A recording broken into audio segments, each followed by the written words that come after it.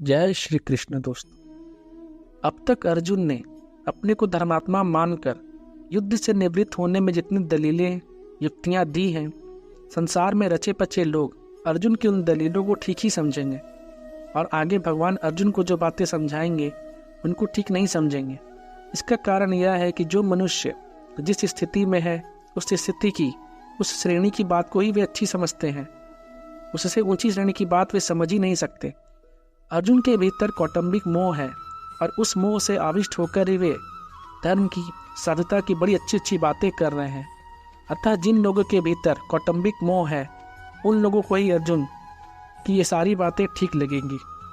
परंतु भगवान की दृष्टि जीव के कल्याण की तरफ है कि इसका कल्याण कैसे हो। भगवान की इस ऊंची श्रेणी की दृष्टि को वे, जिनकी लौकिक दृष्टि है, वैसे लोग समझ ही नहीं सकते।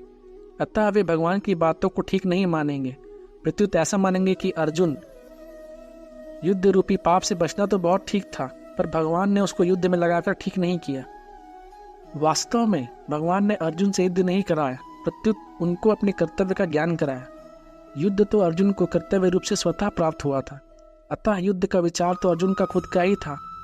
वे स्वयं ही युद्ध में प्रवृत्त हुए थे, तभी वे भगवान को निमंत्रण देकर लाए थे।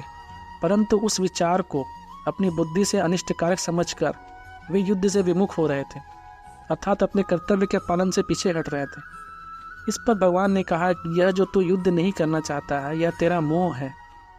अतः समय पर जो कर्तव्य स्वतः प्राप्त हुआ है उसका त्याग करना उचित नहीं है।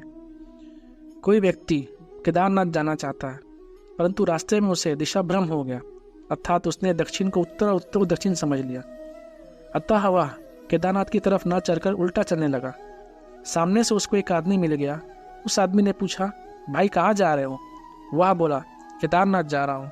वह आदमी बोला कि भाई केदारनाथ इधर नहीं है, उधर है, आप तो उल्टे जा रहे हैं। अतः वह आदमी उसको केदारनाथ भेजने वाला नहीं है, किंतु उसको दिशा का ज्ञान कराकर ठीक रास्ता बताने वाला है। ऐसे ही भगवान ने अर्जुन को अपने कर्तव्य का ज्ञान कराया, युद्ध नहीं कराया। स्वजनों को देखने से अर्जुन के मन में यह बात आई थी कि मैं युद्ध नहीं करूँगा, और भगवान का उपदेश सुनने पर अर्जुन ऐसा नहीं कहा कि मैं युद्ध नहीं करूँगा, किंतु ऐसा कहा कि मैं आपकी आज्ञा का पालन करूँगा, अर्थात अपने कर्तव्य का पालन करूँगा। अर्जुन के इन वचनों से यही सिद्ध होता है कि भगवान ने अर्जुन को अपने कर्तव्य का ज्ञान कराया। वास्तव में युद्ध होना अवश्यंभावी था, क्योंकि सबकी आयु समाप्त हो चुकी थी, उसको कोई टाल नहीं सकता था। स्वयं भगवान ने विश्व रूप दर्शन के समय अर्जुन से कहा है कि मैं बढ़ा हुआ काल हूँ, सबका संहार करने के लिए यहाँ आया हूँ। अतः तेरे युद्ध किए बिना भी ये विपक्ष में खड़े योद्धा लोग बचेंगे नहीं, इसीलिए यह नरसंहार अवश्यंभावी है, यह होना ही है। यह नरसंहार अर्जुन युद्ध ना करते तो भी होता। अगर अर्जुन युद्ध ना करते तो माता कुंती के वचन के अनुसार युधिष्ठिर तो युद्ध जरूर करते। भीमसेन भी युद्ध से कभी पीछे नहीं हटते, क्योंकि उन्होंने कौरवों को मारने की प्रतिज्ञा कर रखी थी। द्रौपदी ने तो यहाँ तक कह दिया था कि अगर मेरे पति कौरवों से युद्ध नहीं करेंगे तो मेरे पिता द्रुपद और भाई धृष्टद्युम्न और मेरे 5 पुत्र तथा अभिमन्यु कौरवों से युद्ध करेंगे। इस तरह ऐसे कई कारण थे जिससे युद्ध को टालना संभव नहीं था। जो नियति में लिखा है, अर्थात जो होने वाला है, उसको रोकना मनुष्य के हाथ की बात नहीं है, परंतु अपने कर्तव्य का पालन करके मनुष्य अपना उद्धार कर सकता है और कर्तव्य से विमुख होकर अपना पतन कर सकता है। तात्पर्य है कि मनुष्य अपना इष्ट अनिष्ट करने में स्वतंत्र है।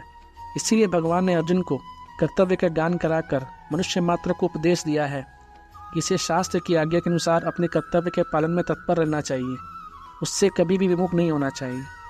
जय श्री कृष्ण।